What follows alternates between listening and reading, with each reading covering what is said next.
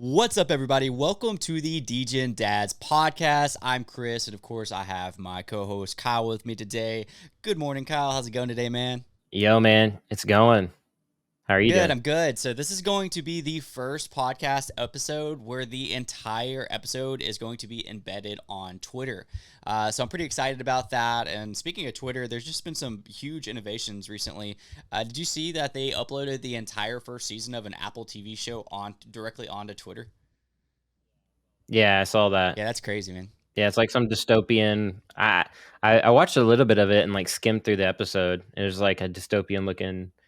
I'm interested now. It does have me interested in wanting to watch it though. I will say, and I saw Elon tweet about it too. Yeah, man. I mean, I was just thinking last night, like, what a great way for any streaming company to advertise one of their shows. Because all they have to do is embed like an entire episode, and someone like you watches it and is like, you know what, that's pretty cool. Maybe I should go watch the entire season. So, like, I don't, this could happen for, I think obviously YouTubers are going to be doing it, like this podcast right now, Netflix, Hulu, Peacock, even like Crunchyroll, like anime streaming devices. Like, I see everyone wanting to utilize that because it's like an extended teaser, Like instead of like a trailer, you're embedding an entire episode to get people hooked, and they might like it so much that they go and pay for a month of your streaming service. So it would totally be worth it. Yeah, I mean, it's kind of like one of those things where it was an obvious play. It's cool that Twitter it actually enables long form content now too. At the same time, so what they did is pretty smart. You go to where the fish are, and it's kind of that simple.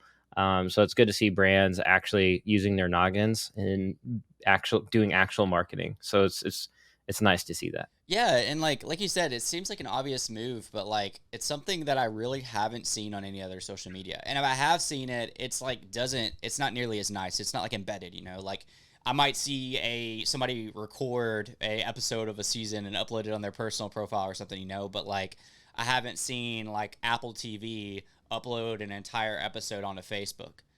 So it's just interesting that none of the other companies have actually made that move to do that. And I don't know, there's like this weird like competition thing maybe. Like they're like, well, if we let them do that, maybe people will go to that instead of stay on our media. But it makes sense because you're still staying on Twitter while you're watching it. So like the Twitter is still getting that retention time.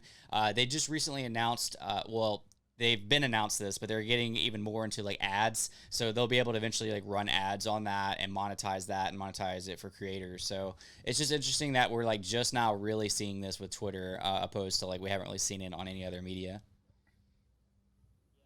Yeah, you typically just see like trailers or like the first 10 minutes of an episode, but the full episode, you typically don't see that. You just see them doing it on their own platform where it's like you get a free episode and then you have to buy the whole season. But again, this is like good thinking. Probably, I mean, I'm happy to see good marketers finally in tech. So sometimes that's not always the case. But Apple, I mean, they have pretty good marketing, Yeah, for generally sure. than other tech companies. So it's kind of nice to I see guess that's why their stocks at because an like all-time high. I'm in tech, so I see how the marketing goes because that's how my brain operates. So at least in the blockchain space, it's not been the best. It's just in some cases it's atrocious in Web3. Yeah, man. I actually saw a tweet the other day that was talking about that. Like, just imagine some of these Web2 companies like acting like Web3, where you like raise all this money and then you like make announcements of announcements and you kind of like never deliver. Like that just doesn't slide. Uh, It doesn't go in Web2, Yeah. yeah. But yeah, man, I mean, Twitter is really becoming like a one-stop shop. Like, it's kind of getting everything. I'm sure you saw this too, but like yesterday they just announced. So like obviously they were already allowing like long-form tweets. I don't remember the character count up until that point, but now you can do a long-form tweet up until 25,000 characters. Now, like, originally when I first saw that, I'm sure a lot of people's initial response is going to be like, why would you need to write that much? But this is essentially replacing the need for other newsletters or other blogs. It can actually be directly on Twitter. So instead of Twitter redirecting you to this newsletter site, Twitter now is the newsletter that people are going to be going to for, detailed reports. Now there's obviously still like a need for like all these other sites, and obviously we have traction over there, but to me this is another good move for Twitter because again, they're becoming the one-stop shop. They have video content up to, actually I think it's over an hour now, but it was up to an hour in 1080p. Now they have long-form written content. Twitter Spaces is great for podcasts. A revolutionary way to do podcasts. That being said, obviously they weren't the first ones to do it. Like you saw Clubhouse and a lot of other people do it, but Twitter is the first one that's really getting traction with that, with thousands and thousands of people in just one space at a time. So I don't know, man. Like I'm kind of feeling pretty bullish on Twitter's future for creators and for consumers. Yeah, I mean, to me, Elon's purchase made sense. Maybe he bought it a little bit more than what it was actually worth, but I think long term will prove that like it was a good investment, in my opinion. He's done a great job. Like again, like Twitter didn't have too many improvements before Elon came along. Then he came along and kind of lit a fire. Like unfortunately, he did some layoffs. I mean, people were affected by that, but I think the macro is he's developing and pushing the platform forward, which is what we wanted to see. The users were already there. People were already like liking Twitter. It's just like, how can you deliver even more for your users? And this is him delivering on that kind of promise, if you will. In looking at it from a marketing angle, it just makes sense. Twitter could be rivaling other content platforms out there, and this should be implemented. If you're a marketer, and I've done like 10 years plus in marketing, and I'm looking at this as an angle, how to use this long form content to rank, because this is going to be searchable content. People are going to be going into Twitter just like they do YouTube and type. They already do. I mean, we're seeing a rise in that as well, searchable content on Twitter. And you're starting to see even like the bigger, like, I guess, thought leaders in the space start talking about that too. And I think Gary Vee may have mentioned it. If he hasn't already, I'm sure he will. Gary Vee, man, that's a great segue into one of our hardest hitting topics today. As you know, every single week on this podcast, we switch from my channel to Kyle's channel on YouTube, and now it's going to be embedded on Twitter. At least this episode is. We hit all the latest in crypto, NFTs, tech, and finance. And just today, breaking news.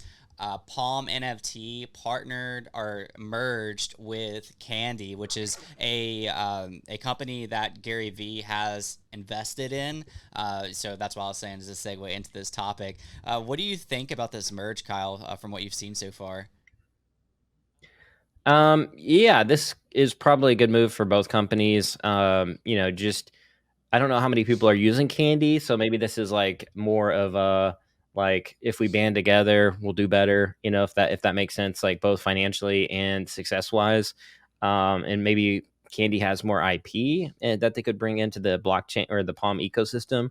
So I think it probably benefits both parties involved here. So for me, I'm kind of excited to see what they'll kind of produce, or if this will improve the ecosystem that they're planning on, rolling out, or maybe if they're just using Palm blockchain on the back end. So I'm very curious. They have a space tomorrow about, I'm sure, more of this, what we'll hear. But overall, I have a little bit of sense of optimism here that they'll bring some more goodies into the space, and it's really about pushing the needle forward. Like, I heard a founder yesterday, or somebody mentioned that he said that like the volume NFTs are shrinking, like NFTs in general, like users are shrinking. So anything that can push this space forward is a positive for everybody. Oh So yeah, I completely agree, man. I actually went straight to the FAQ when I heard the announcement, and they already like updated this on their FAQ, which I think is pretty cool. And I'll just read it real quick to you and whoever's listening, because it's exactly what you said. So on June 29th, which is the time that we're recording this episode, we announced our merger with leading Web3 technology and production company Palm NFT Studio. So this is Candy writing this. Together, we will accelerate the development of impactful technology, empowering brands to innovate in Web2 and Web3. Our goal is to continue to build the future of fandom, to serve and the resources of the communities that we work in, and to break new ground in on-chain experience. And just a little background on just like a what is Candy, because I'm gonna be honest with you, I've never used the platform before. I'm gonna tell you in just a minute on one thing I'm particularly excited about. But what is Candy? Is the next generation of digital collectible company offering unique NFTs for fans and collectors, giving them the ability to purchase and sell NFTs to deepen their love of sports, culture, and entertainment. And like you said, there's already like they already have their own IP, so this is kind of like a good merge of IP as well. But one thing I've seen people speculating on, and I would even go further to say it's probably past speculation, is Candy already offers crypto on ramp and off ramp. So that's one thing that we've been waiting for a while on Palm. It's just to kind of have that connection with MetaMask to be able to buy, let's say, bat cows or whatever with crypto, with Ethereum or with Bitcoin or Solana, whatever. And Candy already offers this, so it's pretty safe to assume that this is going to be an available feature with the merge. Do you think that's speculation, or do you think that's just inevitable, Kyle? I'd probably just it's I don't know if it's speculation, but I think it's also inevitable. Palm, I think Palm has good connections in general in the space. We haven't really seen them flex their muscles just yet, but just everything that we've seen. I mean, like I already have Palm already integrated into my MetaMask. Like I know I'm like locked and loaded and ready to go already. So they're probably just moving along at the speed they need to, and with everything going on, wire shutting down. Anyways, I think it's inevitable. They'll probably find just a new provider or use, if Candy already has it, then they'll use their resources. So we'll see. I think Candy has multiple blockchains they use too. I think it's Flow and Palm. I'm looking real quick to see if it's a. Yeah, because they have the MLB thing, and I think that might be using Flow, and then the rest of them may be on Palm. I'm not really sure. I think I've bought a few. I bought a couple MLB moments on there, or whatever they're called, on Candy, just to try it out. And I got a pretty good pool as well, or I might have actually went in the secondary and bought one. But Yeah, I feel like every sports related NFT like just defaults to Flow ever since Top Shot. yep.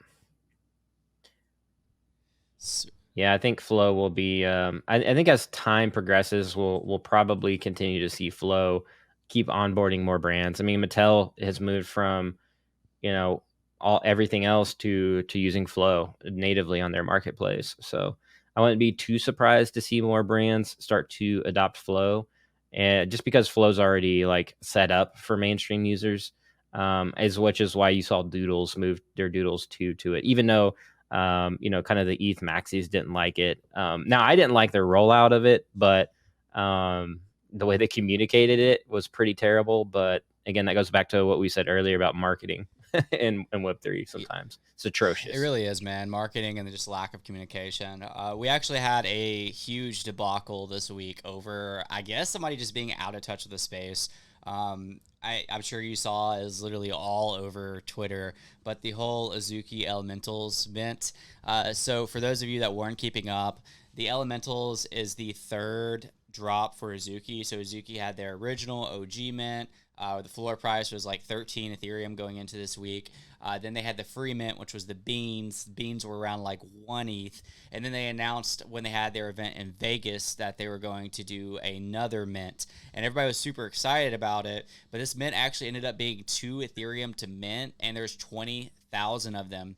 And so, yes, they raised 40,000 Ethereum on this mint. They did sell out, and a majority of it was directly to their holders. Here's the problem, Kyle, which I know you've been keeping up, but somebody watching this might not be. The problem is that this third collection looked exactly like the OG collection. So all they did was they took the OG collection and then they added traits to it. So they essentially got 20,000 more of the OG collection after raising 2 Ethereum each. What's your thoughts on that, Kyle? Yeah, it's just what a disaster. I mean, it was already overpriced, and then people were trying to kind of like save their bags or like save the Azuki team, which I don't know why. Anyways, it's like why, like by saying it could be an art collectible game. I'm like, it doesn't matter how you spin it. It was a failure. I mean, the art looks almost exactly the same.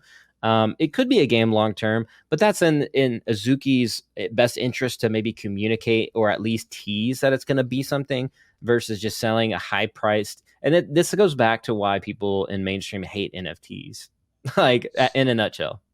Yeah, absolutely. And so Azuki aims to be a decentralized anime, which is cool.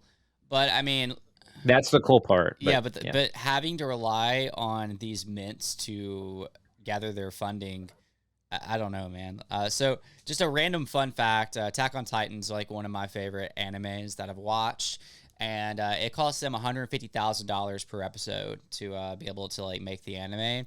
So just trying to do that math, like Azuki has more than enough to deliver their like first season just from this one mint. But so far, I just haven't really seen what Azuki delivered. I see what they're promising, but just coming out of like left field and doing things like this, I'm not about it. And I'm an Not a good look. anime person. Like I really enjoy anime. So like it's not like the fact that I don't like everything around it. It's just the fact that I don't really see what other people see. Like I honestly just feel like it's kind of the monopoly of decentralized anime right now. That's why a lot of people gravitate towards it because they like anime, and Azuki does have really cool art. But I just don't like how everybody's letting that slide after like this disaster. I'm not saying like I don't like Azuki now. I greatly disagree with everything they did around that, and it doesn't help that their founders like not present. Zagabond, like he's active in the discourse, he's active with some of the team that he has that communicate for him, but it's just kind of a weird thing it seems out of touch when stuff like this happens. Yeah, it seems like you have a lot of influencers like really propping up the project. There's a lot of good anime in the space. I mean, they do have great art, Azuki does, and I'm on the same page as you in terms of the art, the anime part. But man, it's like let's why can't we get behind other anime projects that are either just as good or they have literal OG animators from like either Crunchyroll or like Shonen Jump? Like I'm like, how do we support like you said, a known rugger, but like we like the space doesn't want to get behind actual real people that have real experience. I It's will kind go of record and weird. say I didn't say that, which I know I get like he Allegedly, allegedly but even though he admitted it already, but wrecked allegedly, 3 projects and then came out of space and admitted it. But I don't know. I hear there's another. it's I all hear there's another alleged. side to it. I don't really care either way. I think Azuki's look cool, and I know a lot of really cool people that are involved with the community. So even if it was, I always just kind of here's how I've always just kind of imagined Azuki. I kind of imagine Zagabond like somewhat irrelevant, like he's still there because he's like the project founder. But I've always imagined like a community-driven, decentralized project. So like to me, I I don't want to say I don't care, but like I don't think he pulled like this huge stunt. I think if I remember correctly, because this happened so long ago, he basically launched a few projects and they failed. And so then he launched Suzuki and then it was successful. But anyways, Oh, he ghosted his old projects. yeah, Like he didn't even people were in the Discord like messaging like, "Hey, what's going on with this?" And what which is commonly referred to as a rug pull. yeah, Like that, when you kind of like ghost your entire community and move on to another sure, one, that's I mean, that's a rug yeah. pull. I mean, I'm not defending him. I just don't uh, know. Literally the right. only reason I would like even like the only Allegedly. reason I would give a little bit of like leniency or grace for is because like there's people that I really respect and trust saying that there's another side, which I have yet to listen to, just because I haven't had I time. haven't heard it either. Uh, That's weird that we've never heard the other side. It's just like there is another side. All right, let's hear it. but these aren't Crickets. randoms. These So are people like I actually trust in the space, and that's literally the only reason I'm sitting here saying like maybe there's another side. I don't know. Uh, there could be, and it's just hard to. It's like a really like big pill to swallow to really get excited about it when there's like other great projects. Like there's games out there. There's basic like there's things people there's projects doing like big things out there, and it's like Azuki's not the only project doing things. So for me, it's like there's options. speaking. Like it's not the first anime. Like there's Oni Force. I haven't even kept up with Oni Boo. Force, so I have no idea. No, just kidding. That was Yeah. the Logan Paul pumped that project, and then it died, and He then did, somebody but rebought it. it Yeah, died, somebody rebought it then and it then resurrected. resurrected. Yeah, dude, Yeah. you could have made so much money if you'd have bought that dip, because it was. I actually was going to. I was. I like I was like ready to go. I was looking at the collection and deciding which one I wanted, and then like immediately just pumped literally the next week. And I was like, well, I guess that's that. So I was like, I didn't get to enter, unfortunately. So, on the anime topic too, before we move on to the next one, and also as always, we have Alpha at the end, so stick around to the end. There's actually a big anime mint today. That's happening today. It's Ether. So Ether only has like 11 tweets. They have 83.2 thousand followers. Granted, yes, a lot of it's botted. And this could be botted too, but it's interesting. Almost every one of their trailers that they released on this, I don't know, my sound was coming through, have gotten like either over a million, a couple million, or like even like 500,000 views. So like while like obviously there's some bots involved, they're getting pretty insane traction for like 11 tweets. The Well, the Azuki community, ironically, is all over it too. Like they're like, "Oh, I admire this project." So it's cool to see, like, them admire it, because like not all the community member, like all the community is pretty solid. I will admit, like Azuki has a solid community, so it's cool to see them like jump over to another and like be able to support that. I do love to see that, like supporting other communities. Yeah, man. And like I said, like the reason I don't want to sit here and just like throw darts at Azuki is because like I do appreciate their community, and they're not Yeah. Zagabond. So as I I just don't want to just like rub dirt on them. And that's it's kind of a weird thing because like you are kind of supporting Zagabond at the base of that, but you also don't want to like I don't know. It's just the whole thing's weird.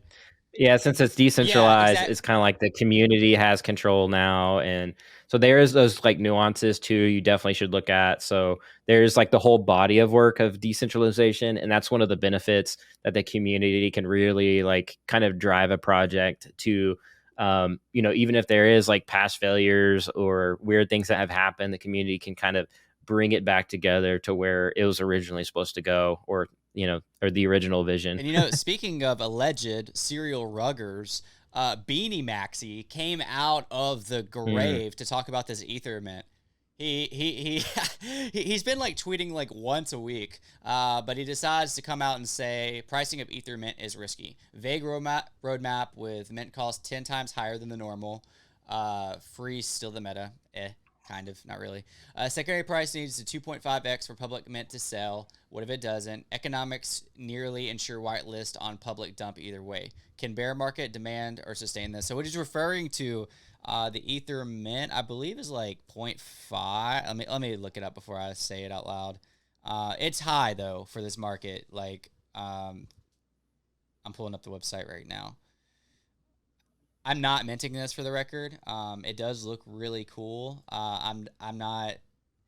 I minted something this week. I'll talk about in a bit.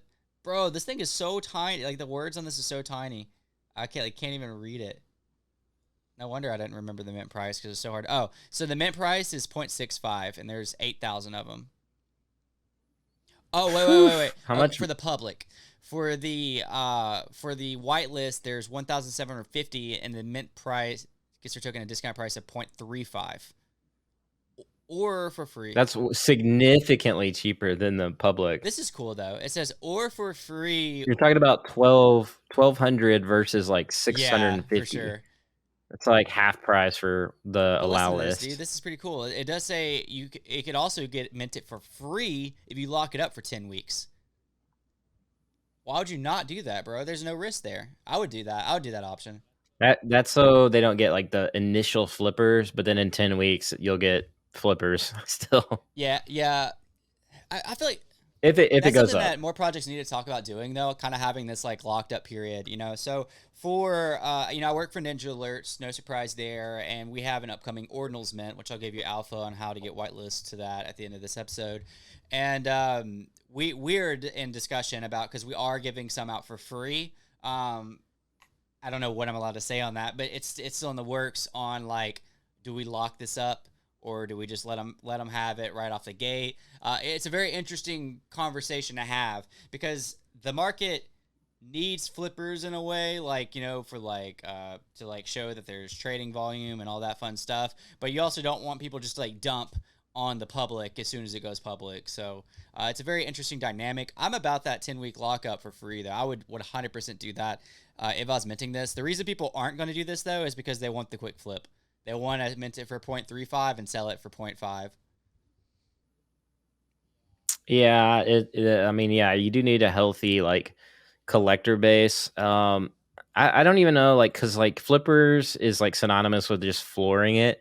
It's almost like you need a healthy collectible community and like always general interest in your community in general. So, I think that's like the underlooked aspect of that. So I don't know. It'd be interesting to see what happens with Ether. I don't know if they have that, because it's not like it happens overnight. You need a lot of interest, and a lot of these projects generate interest just based on hype, and they have zero marketing involved. They have no like follow up systems. It's not like they're like, oh, subscribe to my email list, or oh, subscribe to that. It's just like, follow me on Twitter, join my Discord, and it's like that's not enough. Sure. Like if you think that's just enough, it's not going to last. And so, I was able to advise a lot of projects even before I worked for Illuvium and Miria. I advised a project that got a blue check mark on OpenSea, and they sold out. So, Mm.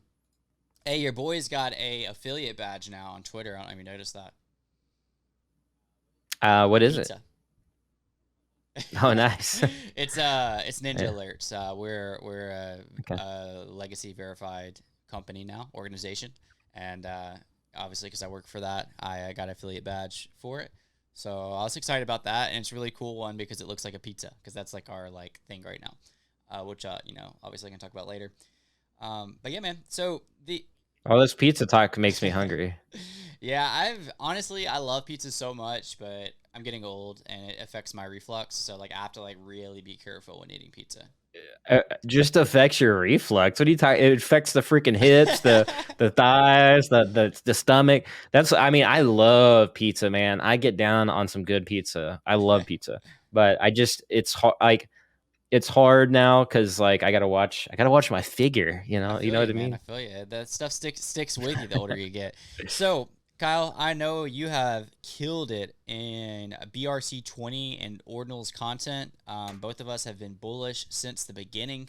We got some pretty cool news earlier this week that BRC20s are making their way to Magic Eden. This is basically just going to allow people to be able to buy and sell BRC20s a lot easier, because let's be real, like for the average person, like it's not like you can kind of just like take like 2 minutes. I mean, I guess you could have went on Alex and done it, but this is just even easier because people are so used to transacting on Magic Eden. What do you think about this news?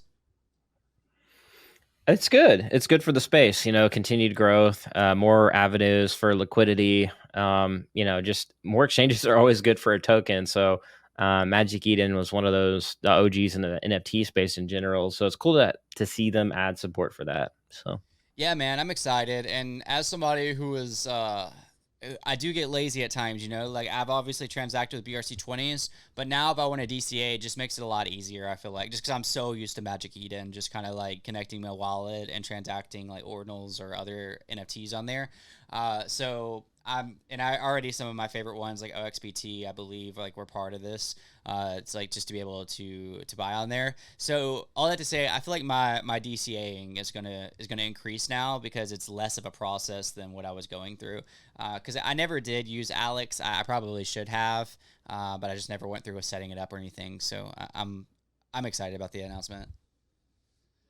yeah, Magic Eden has good UI too, so it's like good for just onboarding users. Like, if you have a friend that's never done it before, you could just like, oh yeah, just most NFT people have heard of it, even if they haven't bought BRCs. So it's just like, oh yeah, Magic Eden, and it's pretty easy to use. Alex is kind of like way more techy looking, and a little bit more difficult to use for sure. For sure, man. One more NFT topic, or this is Ordinals actually, and then I'm going to move on to something a little bit more broad.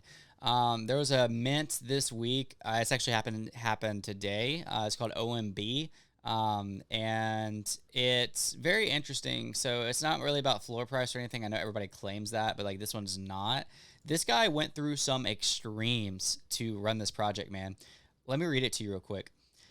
His mom cried for 6 hours on a phone call because he quit his finance job that he spent 8 years for working at. His fiance left him because he didn't go to a wedding rehearsal dinner because he was too busy inscribing sub 10K ordinals.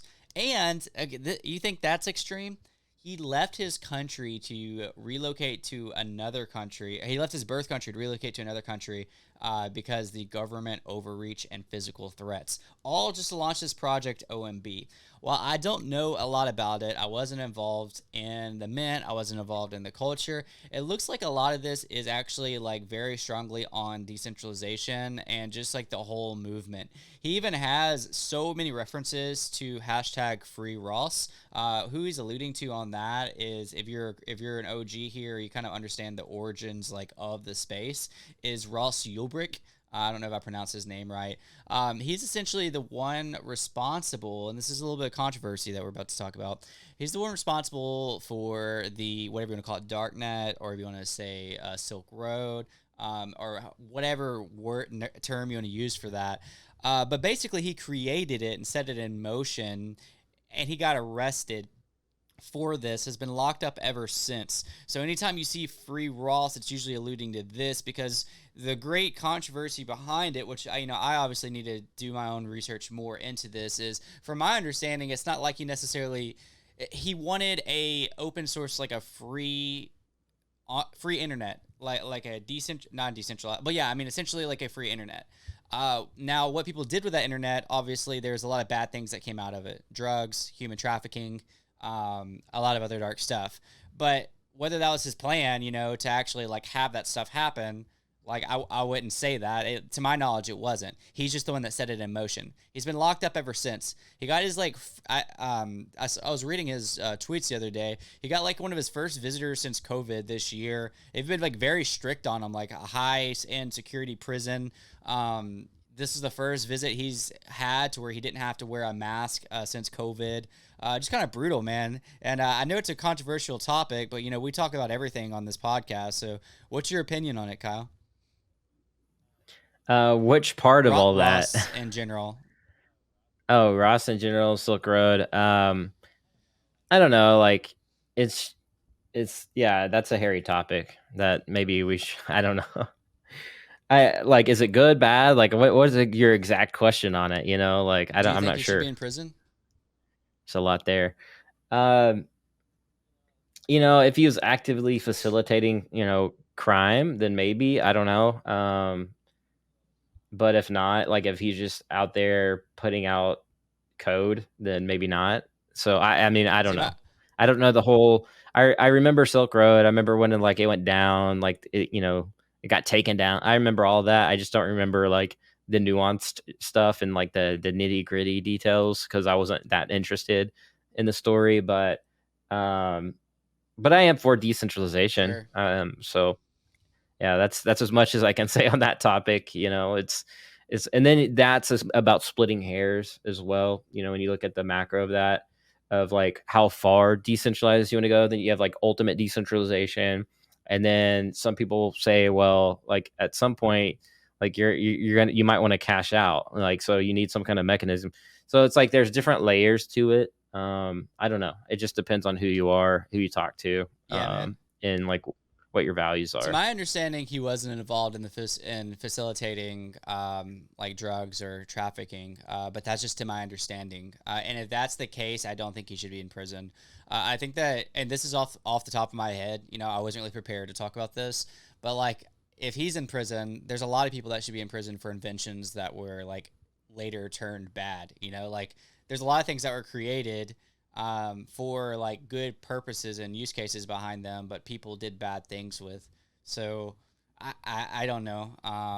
It's kind of hard to say, and I'm trying to think of one on top of my head. Yeah, I forget all the dark stuff that happened on the Silk Road at the same time. I'm like, oh yeah, you said all those things. I'm like, Yeah, that stuff was it pretty was dark. dark. It Yeah. was dark. It's weird because like you have one guy who created the code for this to be able to run it, and I don't know if he knew any of that was going to happen. So he essentially like unboxed or like opened the can of worms for like everything to happen. But like I don't know. It's a weird topic, man. So it's like one of those things too. It's like, yeah, that's a concern that is always going to be had. Is like when you create technology, it can be used in a certain way, and as usually humanity tries to put guardrails up. And part of the reason why I think Satoshi just remained anonymous is because exactly that. Like he just created a code and wanted to like disappear into the bushes and like never be seen again or whatever. whatever he did, whatever you believe about Satoshi, that's probably why he was Oh, absolutely. anonymous. He'd have probably been killed or imprisoned by now. And the thing is, right now, you can inscribe, you believe this or not, Kyle, you can actually inscribe Satoshis to where you can put images on them. If people do bad things with that, should Satoshi, if he was doxxed, go to prison? You know? No. Is that not like a close comparison of like. Yeah, they should go after the actual They should, criminal. yes. And I don't know. It's a very weird thing, man. I think that the creator of Tornado Cash also went to prison. Granted, the Tornado Cash is basically where you could like hide, like you could wash your funds online to where you can't be tracked. But I think it was also like had like good use cases for it, but I'm not sure. And I also don't know what the founder like intended for it, but I believe they're also in prison. Yeah, I mean, what if like somebody tracks your wallet and is like knows who you are, and you have to like escape, from that, like, your life's in danger. You got to swap a wallet so you can maybe get to a safer location and use that crypto to move, or like what I mean. And there could be potential there, like in terms of like use cases, but it's probably few and far in between. But yeah, the Tornado Cash is one of those things. It's like I saw, like, that was so interesting to watch that play out. I mean, it's still live, isn't it? It's still like up and running. They It's just the founder, they like, So there's like other ways to Tornado Cash now, but I think like the Tornado Cash like thing itself, I don't know if it got shut down or could get shut down, but I know like anybody tied to it got like I think Coinbase, like well, yeah, Coinbase the restricted the US. wallets, the US like pressed Well, in. the Yeah, US yeah, did, yeah, said you'd basically go to jail if you or yeah. like it's a federal crime, is what they said. They came out and like, So yeah, Kyle, you're sank. you are responsible for everybody involved with Omi to have one of those like red O's, on their Twitter handles. So like if they go off and do something off the rails, like do you think you should go to prison? Well, I don't know if I'm responsible for for the I played a part in that, but yeah, I mean, a lot of yeah, there no, I shouldn't go to jail for that, because we already have enough grifters around in the NFT space as a whole. And it'd be sucked to go to jail to like some of the actions of some random person with a Yeah, red man. circle. If I get jumped Um, at an IRL event and like I find out they're associated with like the Red Circle movement, like you're probably the first person I think about. no, So I mean, I'm not like you're a the leader, ringleader. like a cult leader. Yeah, I'm not like that. This isn't a gang or whatever. Nah, I'm just messing around. Yeah, that was it's just interesting stuff to think about, and I think it's important for these talks like in the space because like uh while you did mention that you weren't like super interested in like the whole Ross thing, like I do think a large part of like decentralization, decentralized web, a lot of things that we're working on and like figuring out a lot of, I mean, that kind of ties into the origins, like in a way, it's a little separate than crypto, but like that whole decentralized movement and stuff, like it's important to at least think about, for sure. And also Yeah, it's anybody that's, like I'm not, anybody that's locked up right now, like for life and like, I don't, like, I just, I don't know. If he again, if he did facilitate some of those things, like I get it. But if he didn't, it's like I don't believe anybody should be locked up for like the creating. only problem in not it's hard because like one of the things with decentralization is like, although like it's awesome, like the only problem is like people live within countries, and within those countries they have laws, and if somebody violates those laws, like it's up to the country to put guardrails in place. And if nefarious things are going on, like you said, like like the worst crimes in humanity, obviously, like civilization is going to come together to find ways to prevent and mitigate that. And even if it's like decentralized and you get like a ton of good use cases out of it, there's you always run into that issue of countries, sovereignty, and laws, and them wanting to facilitate that. And with Bitcoin, we're lucky to have it actually still, because we're seeing adoption. It's decentralized like finance. So it's good to have that in place. Like, and then hopefully, Yeah, I mean, it's an interesting topic for sure because it's like you have to think about not only decentralization, but then how does decentralization fall into society as a whole, and how it like sure like laws can't really prevent decentralization, but at the same time, governments can go after specific actors and pinpoint people right out of that company or that platform or find out who invented that, and they will go after those people. And that's like the sad truth about maybe that person wasn't doing a bad thing, but it's good in the instance that like maybe they went after an actual bad actor, then society celebrates that. So again, there's just a lot to think through when it comes to that and the two different sides and ideologies that will always probably clash at the end of the day. So Absolutely, man. um, Yeah, I yeah, agree. I think at the end of the day, you can't have complete decentralization. Like there will always, depending on where you live, like even in the U.S., like there will always be this. Like if the U.S. didn't want anyone to trade Bitcoin, you could, but they're going to make it really hard for you to. You know, like uh, they're going to find out like if any transact if you mess up and you connect to internet without a VPN, or even if they're ever able to override whatever VPN you use. They'll be able to track if you've used it at a library, or if you accidentally connected your phone to your 5G, like find out where you're at. Like if they wanted to make it hard for you to, like, technically, yeah, you could still like use it, but if they wanted to make it really really hard for you to use it, then they could. So you know, yeah.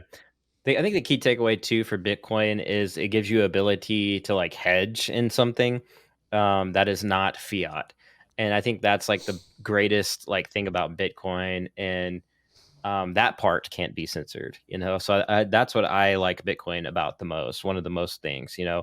Then you start talking about the other aspects, then it kind of starts going down the rails a little bit. But sure. yeah, like what you were saying. All right, man. Lighter topic before we conclude, and I'll drop some alpha at the very end. I just wanted to talk about this because, like, you've been making content like before I was even born, and I'm a big fan of. I'm joking, Kyle. You're not that much older than me, and I'm a big fan of this guy. But Mr. Beast had an interview. I don't remember the name of the people that interviewed him, but he had the same interview 2 years ago. Then he just re-had it, basically just fleshing out a lot about content, like about what he's working on this year.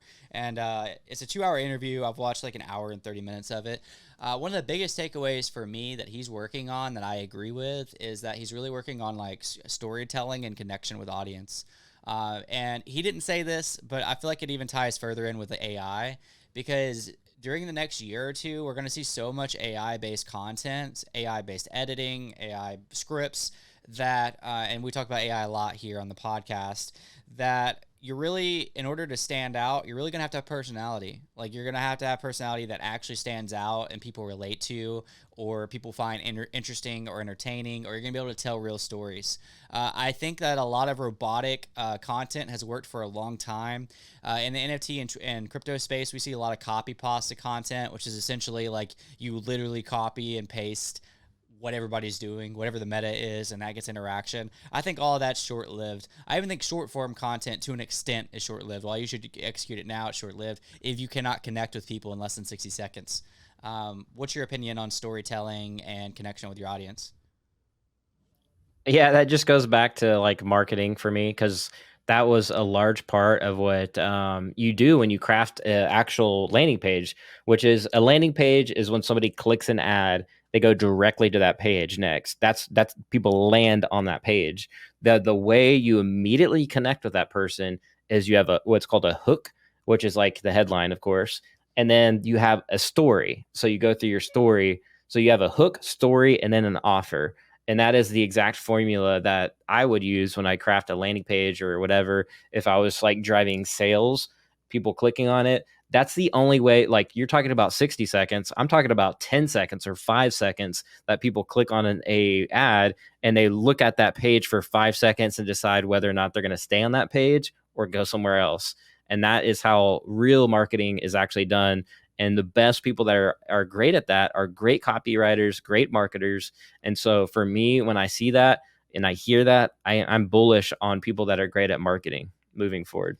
Yeah, for sure. But even like that hook that you're talking about, like that's obviously like relative, because I feel like even like 5+ years ago, you could have been a lot more like salesman-y. and won people over. Or let's say like 8 or 10 years ago, like you could really like try to sell the product and it would probably work. The whole stereotypical like 3-piece suit, good pitch, or whatever, like that might still work with some people, but like depending on what you're selling. But like I feel like the new standard is you kind of got to be human more now. Like you got to like kind of like build up some rapport with like who you're talking with, Yeah, so the hook is just designed to pull out human nature, because we always want to see like a thumbnail. We always want to look at a head. Like, people are so drawn to the hook, and it applies to literally every industry. Like you look at news, media, YouTube, content, they all have clickbait. They all have headlines. So that's called the hook. The story part, however, like you're saying, is the human part. So in great marketing, if you're especially at the higher price points, you need to be able to tell a great story. And if you fail to do that, you're going to lose a lot of people. And it's not, like you said, it's not about the product. Like, the product's great. Like, when I was working a long time ago, and I was selling like high dollar Tempur-Pedics, I wasn't selling Tempur-Pedics. I was selling great sleep. And again, great marketers know this. Yeah, absolutely. And I guess the last thing I want to hit with like that specific part of this section is again just the personability behind like whatever it is that you're selling or what it is that you want to captivate people on. Like, again, less than a decade ago, politicians could literally just give their pitch on why they'd make a good candidate and like while on stage and basically fake it till they make it. And they still can to an extent, especially at that level. But like I've seen some politicians like have massive growth by making a TikTok video of them sitting in their room and recording themselves on like topics that are going on. It just feels so much more personal. Like again, it humanizes them a little bit more. So I think like storytelling and connecting people, whether this is with a product or with like an audience, is like more important than it's ever been. It's almost was like a cringe word a few years ago, like the whole like storytelling thing, because everybody wanted to do it. But like it's making more and more sense, especially with the growth of AI, because like you want to connect. And Mr. Beast, one of his recent videos, he gets ages 1 to 100 to all be able to see who can like last the longest, like in these like little places or whatever. But he adds Yeah. things in there that makes it very like you connect with it. Like if I'm watching, I'm 28. I want to see how the 20-year-olds or the 30-year-olds are doing, because that's they're close to my age, And there's at one point towards the end of the video, spoiler alert for that video, where this guy, he makes it to the very end. He's like 32 or 33, and he hasn't seen his daughter in like days because like, and it was her birthday because he was doing this challenge. And they bring his wife and his daughter in, and it's like a very like genuine moment because he's so excited to see his daughter, and it's her birthday, and she's rooting for him, and his wife's rooting for him because I mean he's competing for like $1 million or whatever. So that moment was like the most like real thing I've ever seen in a Mr. Beast video. And I'm so glad he included it. Obviously, like, when they're writing out the script and the content and all that, like he's thinking about that. Like, how can I connect people with my content? And I think he did a good job in that instance. Yeah, I didn't get to see those interviews, but I've been a big fan of Mr. Beast since his early days. But I these are a couple books that like I've read over the years. These are like really great books for anybody. But it's called Influence, Expert Secrets, and .com Secrets. These two, Expert and .com Secrets, are literally about telling stories. So if you want to be an expert at any field, any industry, this book these two books, .com Secrets is more for like online marketing, but Expert Secrets talks about telling your story. This is literally the entire book is talking about that. Again, this is like part of where I came from in terms of marketing, and they have a software that they own for building websites and sales funnels, and everything just dropped off my shelf. Um, but yeah, this like literal book you can go through, and it talks a lot about telling a story and how to position yourself as an expert in whatever field that you're in. So it's a lot of good relevant information, and how to like persuade like a prospect and like all this other good stuff. Influence is good too. If you like just to learn how like influence actually works, like how people are able to offer free things to gain influence. Like it's a little bit, you can apply it to like marketing or even YouTubers. Like anybody can apply this stuff to whatever industry or field they're in. And that's like I should read these books probably once a year just to keep refreshed on it. That's how good these books are. Awesome, man. Yeah, thanks for the recommendations. And I think, yeah, I got these for free. All I had to do was pay for There you shipping. go. It was really That's cool. I cool. don't know if they still have that deal going on, and they may, because that's what part of the influence book too is, like giving freebies away to gain influence. That was like one That's part of the smart. book, and that's written by a PhD. And this company actually practices that while teaching you this amazing like knowledge from some of the best marketers of all time, like Russell Brunson, and he learned from this guy named Dan or Stan something, where these guys would literally read, like they would nerd out by going through like the ad section of every newspaper and article and magazine, and they would look at everything and see what like the best of the best was. That's what these like guys do for a living. Like they just live and breathe it. It's That's actually really cool. insane. I'll have to rewatch this and pick up one. Have it. Yeah, .com There you secrets. go. And there's the 4 hour work week, but that's like more just like how to not work, Oh, Alex basically. Which Becker would hate that one. He's like 4 hour work week. That's like a yeah. 4 hour what? He uses the same Yeah, methods, but he doesn't just work for 4 hours. He works for like all yeah, day. that's Like fun. yeah, What a fun life. he's so high. Like he hired VAs and all kinds of stuff, just like the 4 hour work week says. But he just works nonstop until he's like at a multi-million-dollar level, and then sells Yeah, his companies. makes sense.